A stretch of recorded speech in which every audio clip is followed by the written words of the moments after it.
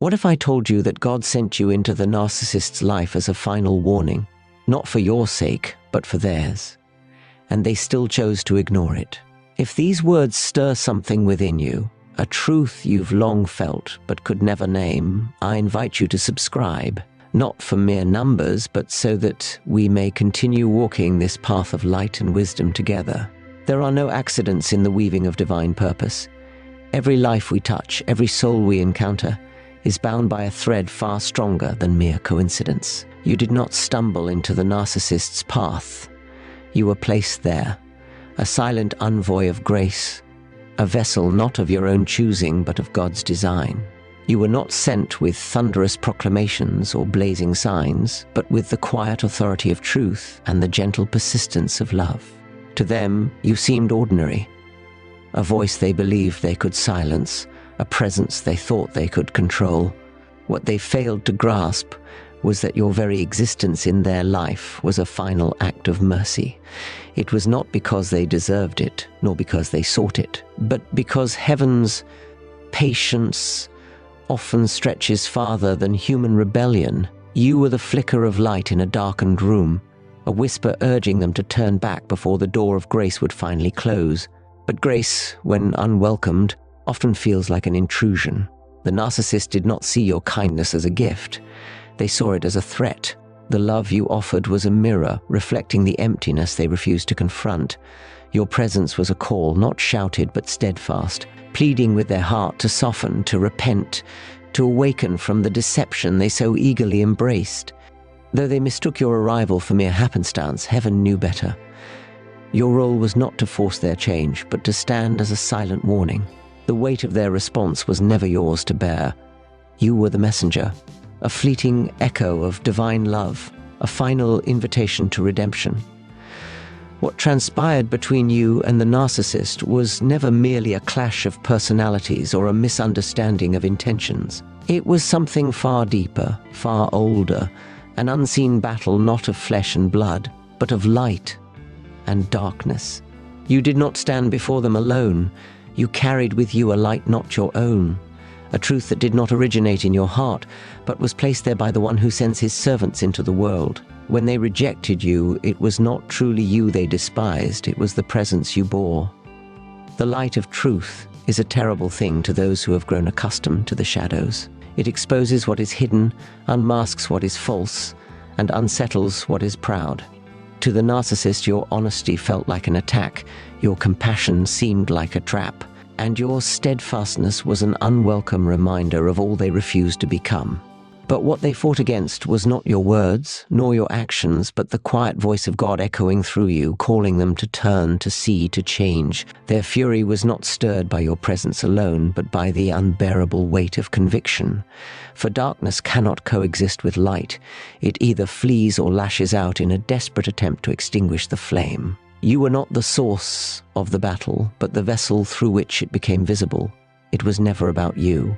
Their rejection was aimed beyond you, at the one who sent you, at the truth you spoke but did not create. And though they may have sought to silence you, it was not your voice they truly feared, it was his.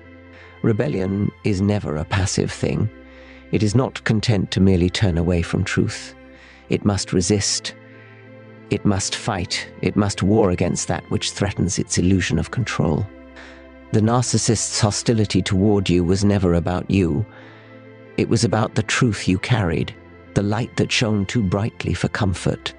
For just as a man who has long dwelled in the dark finds even the smallest candle unbearable, so too does the hardened heart rage against the first touch of conviction. They were not blind. Blindness implies an inability to see. No, they saw, and seeing, they recoiled. The presence of truth demands a response. It cannot simply be ignored. It forces a soul to choose, either to yield and be changed, or to resist and grow colder still. The narcissist chose resistance.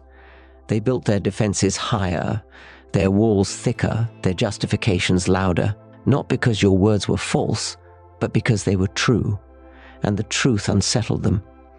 But let us be clear, this war they waged was not against mere ideas or opinions. It was not against a difference in perspective. It was against the very nature of reality itself. Truth does not bend to the will of men. It does not accommodate pride nor flatter deceit. It stands unyielding, unchanged, unmoved by protest or denial. To those who love it, it is freedom. To those who resist it, it is torment. And so their rebellion grew. They did not merely turn from truth, they sought to silence it.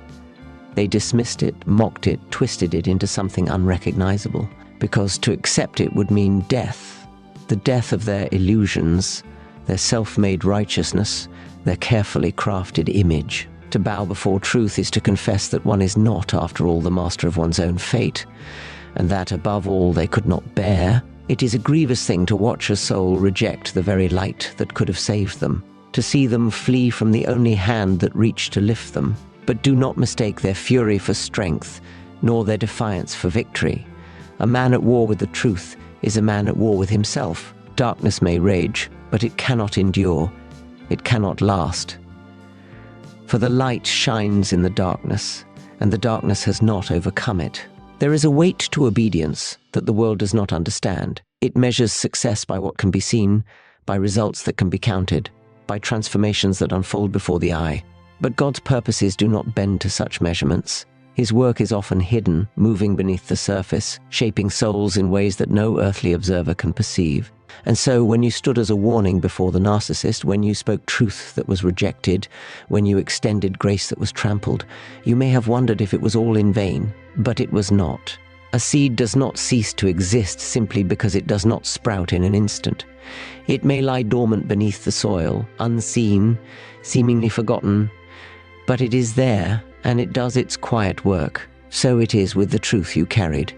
Though they scoffed at it, though they turned their back, it does not mean the warning was wasted. The conscience, however hardened, is not a thing so easily silenced. It can be ignored, but it cannot be erased. Your presence, your words, your unwavering stand in the face of their deception, these things will not leave them unmarked. The echoes will follow them, not because you imposed them by force, but because truth, once revealed, cannot be undone. It lingers, pressing upon the soul in quiet moments, unsettling in ways they do not wish to admit. They may fight it, bury it, try to drown it out with distractions and justifications, but they will never truly be free of it. For God does not send his messengers in vain. He does not light a lamp, only to have it burn without purpose. Even rejection serves his sovereign design. Some warnings soften the heart, others, in being refused, become the very thing that will later condemn. The choice was theirs, but the role was yours, to stand, to speak, to shine. And that was enough. Long after you are gone, when there is no one left to argue with, no one left to blame, the truth will remain.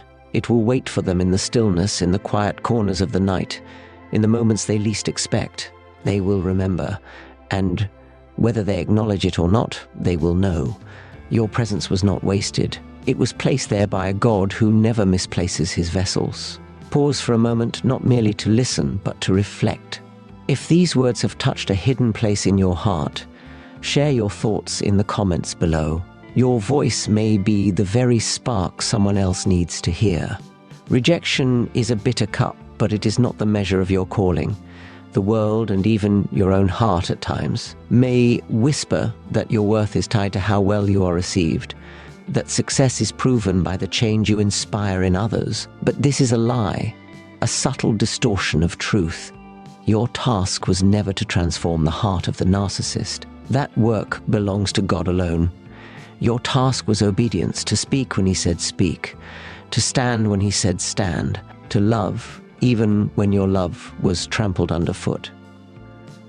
There is a dangerous burden that comes when we confuse our role with God's. We begin to believe that if someone refuses to listen, it is because we did not speak well enough.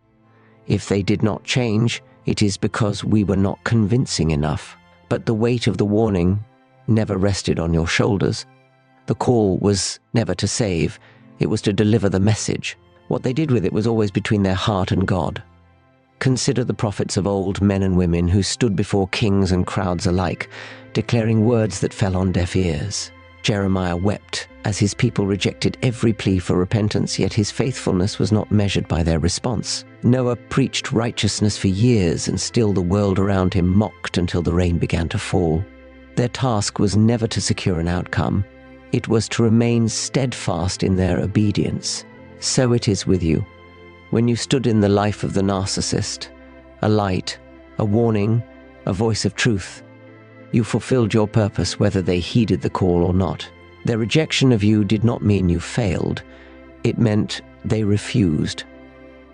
The burden of their choice does not belong to you.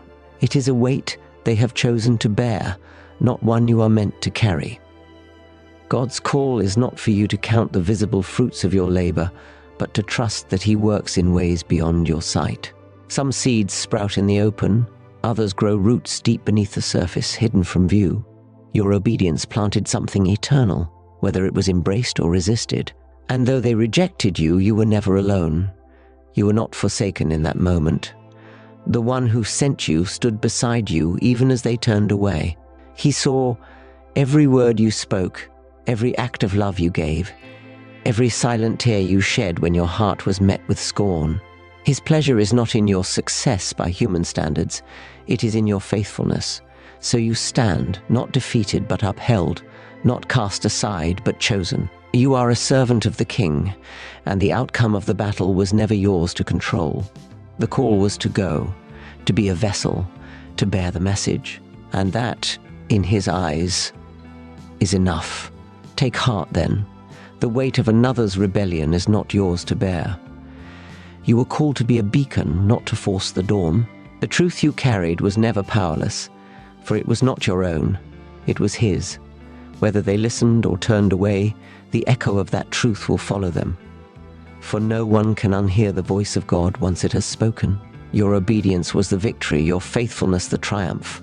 Walk forward, not with the heaviness of rejection, but with the quiet strength of one who knows they have done their Master's will. The battle was never yours, it was His, and He does not lose. The journey does not end here. If you seek more than just answers, if you seek the truth beneath the surface, subscribe, and let us continue this pursuit together. And speak in the comments, for iron sharpens iron, and your story may yet be a light for another.